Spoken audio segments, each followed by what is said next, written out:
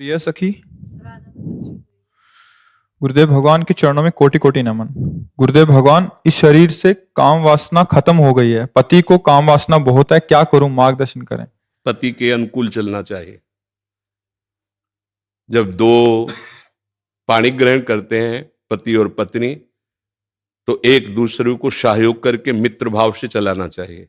हमें अपनी रुचि दूसरे पर नहीं थोपनी चाहिए, बात ध्यान रखना चाहिए। हम दोनों एक मार्ग के साथी हैं, तो हमको चाहिए कि हमें अपनी रुचि उसके अनुकूल करनी चाहिए, उसको चाहिए कि हम अपनी रुचि को एक दूसरे के अनुकूल कर ले।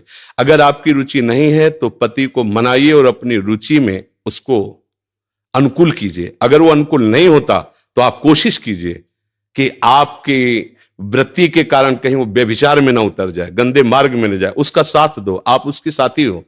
आपका ब्रह्मचर्य उतना महान नहीं होगा जितना पति की आराधना महान होगी। पति को एक मित्र है, मान लो हम कह रहे हो वो पति परमेश्वर होता है, ऐसा मत मानिए।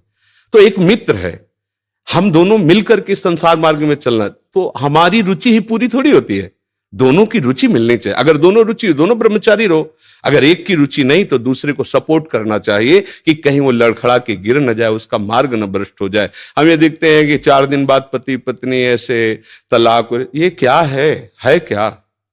सिर्फ अपनी रुचि का पोषण नहीं होना चाहिए। अगर हम दो मिलते हैं, दोनों मित्र बनते हैं, तो एक दूसरे की रुचि का आदर करें, एक दूसरे की रुचि का सहयोग करें, तभी तो जीवन यात्रा चलेगी। नहीं तो कब ऐसे नहीं चलेगा। आप ब्रह्मचारी बन के बैठो और वो व्यभिचार में प्रवृत्त हो जाए, तो आपने पाणी ग्रहण किया था, ये आपकी मित्रता नहीं सही रही।